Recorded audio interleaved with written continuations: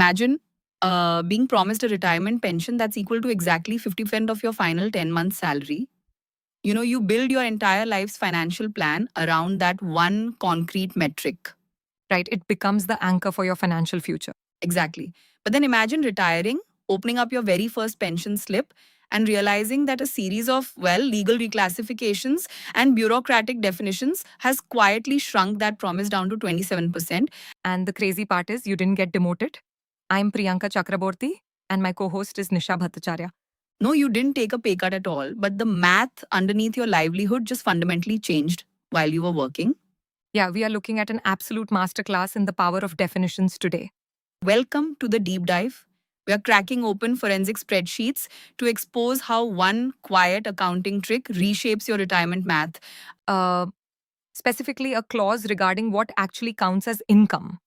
Right? How that one clause can alter the financial trajectory of thousands of people. And we're going to look at this strictly by the numbers. The files are exhaustive, salary breakdowns, pension sheets, and a full case study letter laid out in sharp detail. Yeah. That letter was drafted by an LKR Mehta, right, from the PNB Retired Officials Welfare Association. It's the key document, mapping a battle over what counts as pay and exposing the quiet, accounting move draining retired bank officials. To show how a simple term change can gut savings, we're zeroing in on the real losses of two retired bank managers, R.C. Jindal and A. Sood. Starting with the individual level is really the only way to grasp the mechanics here.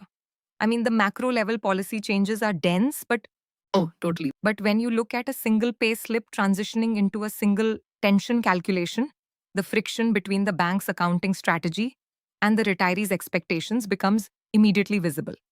Well, let's transition right into that friction. To understand the scope of the missing money, we really first have to look at the exact moment the money, disappears. The disappearing act. Yeah. We are looking at Mr. Jindal's file first. He retired in October 2016. In his final working months, his gross pay was over 111,000 rupees a month. Solid salary. Very solid. And on that salary slip, there is a line item labeled special allowance, and it amounts to 8,000 since it's 36 rupees. It's paid every single month. All right. But the moment he retires, his very first pension calculation lists that exact special allowance, along with its corresponding dearness allowance or DA, as an absolute zero. Just wiped out. It's counted as zero, vanishing from the superannuation math. Think of it as being paid partly in casino chips only to learn at retirement that the blue ones don't count today. That's actually a great way to put it. How can a recurring universal payment just vanish from the math? What's fascinating here is the root cause. The source material traces this immediate drop-off to a document known as the joint note. The May 2015 one? Dated May 25th, 2015, it was a sector-wide deal. The bank carved pay into a special allowance but tied it to a sharp, explicit legal caveat. And what was the caveat? The joint note stated that this new allowance would be completely excluded from superannuation benefits, meaning no retirement benefits would be paid on that chunk of money. Wait, if the union representing the employees signed this joint note in 2015 agreeing to this carve out, on what grounds are the retirees in these case files challenging it? Well, the retirees point out that a bilateral agreement like the joint note directly clashes with established legal precedent. They cite a major Supreme Court judgment. Oh, the Vivekananda one. In the 2019 RPFC West Bengal versus Vivekananda Vidya Mandir ruling, the court held that universal allowances count as basic pay and must draw superannuation contributions. So basically, if an allowance isn't tied to like a specific temporary extra duty or some geographic hardship. Right, if it's not actually special. Yeah, if you can't just slap the word special on a standard universally paid chunk of compensation just to bypass the statutory obligation to pay retirement benefits. That is the core legal argument. They're stating that Mr. Jindal's 8,636 rupees wasn't a bonus for extra work. It was a structural part of his compensation that was artificially cordoned off. Now that we see how the loophole erases money, we turn to Ashutosh Sood to calculate exactly how much this trick drains over a retiree's lifetime. And Mr. Sood's file is particularly detailed on this front. He retired as a senior manager in October 2017 after nearly 39 years of service. Almost 4 decades. Yeah, a lifetime of service. His designated special allowance was 6,000 rupees. Now, Because the bank adhered to the joint note and ignored that amount, his starting basic pension was fixed at 30,095 rupees. Instead of what? Well, according to the alternative little calculations in the case study, if that allowance had been included, his starting pension should have been 30,243 rupees. So that's a difference of 2,078 rupees. Right. Which, on a monthly basis might seem like a manageable discrepancy to some, but this is the monthly bleed. Right. It's not a one-time thing. Exactly. That is a recurring lifetime loss of 2,278 rupees every single month, plus the applicable dearness allowance that would have compounded on top of it. And the sources detail that the one-time hits take an even steeper loss. Like his commutation amount, which is the standard lump sum pension advanced retirees can take, suffered an immediate calculation loss of over 89,000 rupees. Wow. Over 89,000 rupees just gone. Gone. Because of that one exclusion. Well, here's where it gets really interesting because I was looking at the pushback on the gratuity calculations shown in the sources, and the spreadsheets in those files are wild. The gratuity math is incredibly revealing. Mr. Sood's gratuity swings wildly. The bank paid about 1.2 million rupees, but alternative calculations push his rightful dues past 2.1 million rupees, a stark gap in one career. Oh, double. It is a near 1 million gap. The bank uses a 30-day divisor for daily gratuity, while alternatives use 26. 4 days that somehow create a million rupee loss. If we connect this to the bigger picture, it comes down to the legal definition of a working month versus a calendar month. Divide a monthly salary by 30 and the daily rate shrinks. Use 26 and it rises. And because that rate drives the final gratuity formula, the gap compounds fast. A higher daily rate exponentially increases the final payout. Exactly. The bank strictly uses the most conservative formula, which is 30 days. Their argument is that a monthly wage covers the entire calendar month. Which, sounds logically sound on the surface. Standard accounting usually operates on a 30-day corporate cycle. It does. However, the alternative legal calculations heavily cite the Supreme Court ruling in the Jeevan Das case. The legal logic there is that the 26-day divisor accounts for the 4 non-working days in a month, basically Sundays. Oh, I see. The argument is that compensation for terminal benefits should be based on actual working days, not calendar days. So dividing by 26 accurately reflects the value of the employee's active labor. Okay. So the retirees are leaning on the Jeevan Das precedent to argue the daily rate is being artificially suppressed. But even with a 26-day divisor, that doesn't fully explain the jump from 1.2 to 2.1 million rupees. Right.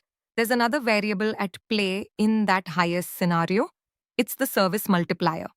Standard gratuity formulas often use a 15-day wage multiplier for every year of service, which the bank applies uniformly. Okay. But the case study introduces a Jabalpur High Court judgment into the math. That judgment supports using a 45-day multiplier for every year of service beyond 30 years. Oh, and Mr. Sood worked for nearly 39 years. Precisely. So under that alternative legal interpretation, those extra 9 years of service should be rewarded at a highly accelerated 45-day rate. Wow. Combine the 26-day divisor, the 45-day multiplier for his final 9 years, and the special allowance, and Sood's gratuity surges, revealing how the bank's formula slashes a massive lump sum. It really is a perfect storm of variables, but we need to zoom out from Mr. Sood's individual spreadsheet because the macro level tables provided in the sources reveal that this isn't just about two men. Not at all. It's a systemic strategy. It's the frog in boiling water problem hitting generations of retirees, and the core rule, PMB pension, Reg 35, says basic pension is 50% of the average pay from the last 10 months. Half your pay sounds very straightforward. Right. But because the banks keep increasing the proportion of the special allowance and consecutive wage settlements, Yeah. I think the sources mention the 10th and 11th bipartite settlements, the pension percentage is plummeting. The trajectory mapped out in the sources is actually quite alarming. The data projects that back in 2012, before these aggressive carve-outs really took hold, a retiree's pension genuinely reflected about 45.31% of their real total emolument. So very close to that 50% promise. On paper, it all works. But as the special allowance swells with each settlement, the legal pension shrinks. Projections show that by the 14th bipartite in 2032, it could fall to just 27.66%, a slow, silent erosion of retirees' futures. Wait, if the official regulation still explicitly says 50%, how does it legally drop to 27%? Because they aren't violating the 50% rule on paper, they are redefining the denominator. The 50% multiplier is being applied to a definition of basic pay that is being mathematically hollowed out. So what does this all mean? It is essentially shrinkflation applied to human livelihoods, Yes, just like a candy bar company.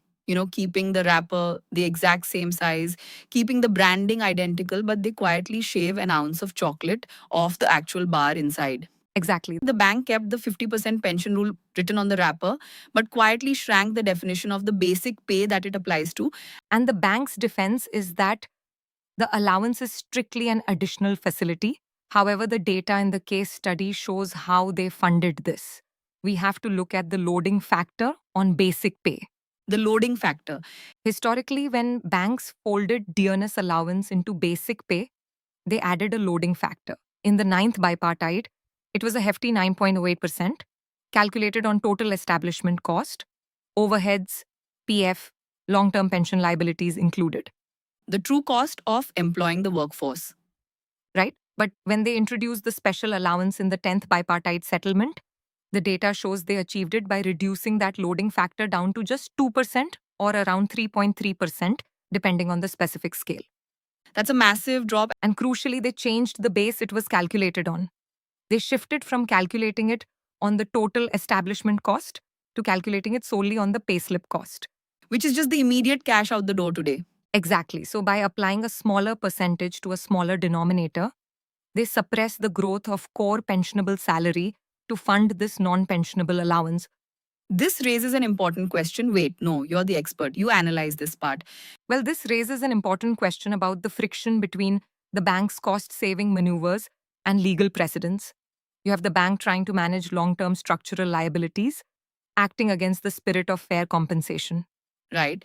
And the retirees point to cases like State of Rajasthan versus Mahindranath Sharma, which reinforces that bureaucratic definitions shouldn't override the actual spirit of fair compensation for a lifetime of work. And here's why this matters to you. Even outside banking, this is a masterclass in why you must scrutinize every line of your compensation, your packages, pensions, 401s, because the fine print quietly decides your future.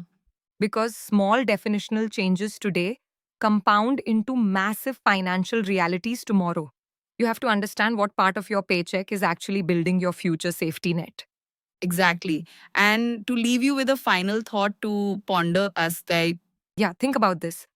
If a universally applied wage can be legally reclassified as a temporary additional facility just to avoid paying retirement benefits today, what other components of modern compensation might be doing the exact same thing? Like what? Think of remote work stipends, wellness bonuses, tech allowances, perks we celebrate. But fragmented pay lets employers depress true base salary, quietly weakening tomorrow's retirement safety nets. Wow, that makes you want to go reread your employment contract tonight. Until next time, stay curious and always check the definitions behind your spreadsheets. Thank you for walking through this complex pension calculus with us. If you haven't done so already, please comment, like, subscribe, and share on Facebook, TikTok, Instagram, and X.